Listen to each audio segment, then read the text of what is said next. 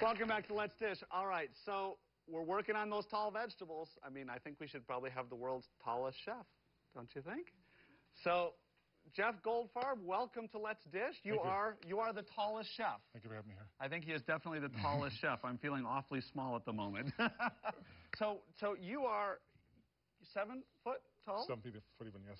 And your shoe size is? Size 20 shoe. A size 20. Do you have to, like, buy those special somewhere? I usually get them off the internet, but, or special made, custom made. Wow, wow. All right, so what are we going to do here? We have tall vegetables. Tell us what we're going to work on.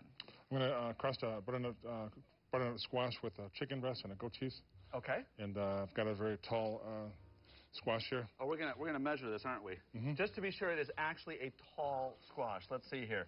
That is a 14-inch squash. That is a tall squash. It's huge. Yeah, big. it is. So, okay. So what are we going to do with it? I'm going to start to peel this first.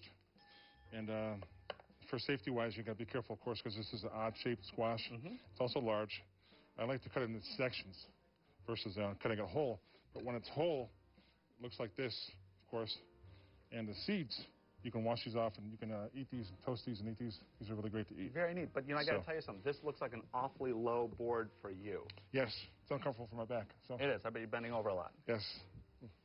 So we should get a new one. So we should get a new one. Chris, bring in a new one here. Special board here. Here we go. All right. That is custom made for you, I take it. It is, yes. It's 10 inches tall. And it's from AWP Butcher Block Cutting Board Company. Fantastic. And they make it for tall people. So this is great for my back now, of course. So what I like to do is cut this in sections, of course, like this. And I also like to peel it as well, too. You can use a peeler or a paring knife. I like to use a paring knife. It's easier for me. Now, when you're not here on Let's Dish, you're a private chef. Yes, for some pretty famous people. Yes, I'm a celebrity private chef in Chicago. And some of my clients are Martin Gricko, people from ABC, Pat Brickhouse. So, yep. So, have you made this dish for them? No, I have not. They will have to have it now. Yes. So, this is actually one peeled. And then the next step is going to be to grate it. And then grate it. Actually, I have a... Your grater here? My grater right here. My little mini grater. So... No. Man, it's going to be tough.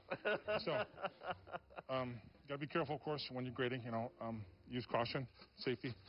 And if it's too much for you, you know, people can take turns in the kitchen grating this, or you can use a Cuisinart attachment if you don't want to. It's a good way to get exercise, though, isn't it? Exactly. There you go. Perfect. So, perfect.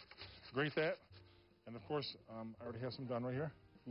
And what we're going to do next is we're going to season it with salt, pepper, and anise seed. Anise seed. All right. So that's, I don't know if that's a spice that most people are familiar with. You brought some with you, I see, over here. Yeah. And anise seed is very aromatic. Okay. And you can smell that. Oh, it's like licorice. Big time. Really yeah. Sweet. Yeah. Love it. Nice. So it's gorgeous. Love it. And so your guests are going to wonder what that little sort of flavor is in there. Gives it like an extra layer of flavor. Fantastic. So then we take some seasoned breadcrumbs and put that in there for that. Okay.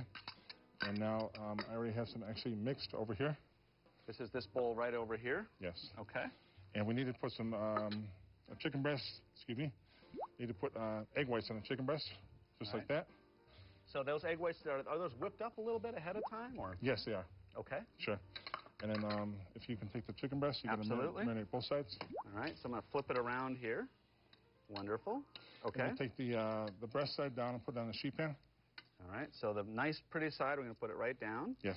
Like so. And the butternut squash breadcrumb crust is going to go on This is my job, I take it? Yes. Okay. So I'm just going to sort of press some across the top. How thick do you want that to be? That looks pretty good, but kind of press it down a little bit. Press it down. There you go. And then gently flip it over. All right. Just like so. Look at it. It sticks to it. Now I'm going to put the rest on or some more on. The squash actually acts as a natural starch, too, to kind of stick to it. Yeah, it's really sticky. I like that. Okay. So. And then once it's nicely coated, we're going to do what with it? Put it in a 375-degree oven for 25 minutes or until it's 165 degrees in the oven. All right. Let's go ahead and put that in the oven. Now, we have one cooking in here already, right? Yes. So let's, look at that. This has been, it smells so good, Chef. Wow. And also it gets goat cheese, of course, which I just, you're supposed to put goat cheese on top as well, too. All right. 2 slices of goat cheese or 2 ounces of goat cheese before you put it in the oven. As well, okay. All right. So we're going to put a little goat cheese, so we put it in the oven a little too fast, huh? Right. Okay. Yes. So. And then we'll put that in the oven. How long does it cook for? 25 minutes or until 165 degrees. Or reaches 165 in the Internal. oven. Okay, Yeah. fantastic. So we're going to make a nice papaya fruit salsa now. All right. And just tell me what's in here, and we'll just sort of spoon it onto the plate over there. Sure. We've got papaya. Okay. Which actually, find it. Because we have about 30 seconds to go. Sure, we have papaya right here. There we go. Lots of seeds in there. Yeah. And then we take papaya. Okay. Like that. Put that in there. And the rest of these I can put in also? Sure. So tell me a little bit, while I'm mixing this up for you, tell me, your website is? www.worldstallestchef.com. All right, you got to check that out because that is one cool site. And you're coming out with a book too, right? Yes, the cookbook. All right. Any name on the book yet? Tall Order, Adventures of the World's Tallest Chef. All right, you got to keep an eye out for that. Jeff, thank you very much for coming in, and look at that beautiful dish. And then we'll come back. Thank you. Thanks for having me. My pleasure. Thank you. Thank you. Thank you. This is great. It's really nice, you know? Coming up after the break, we'll learn all about another interesting tall vegetable, fennel. Don't go away.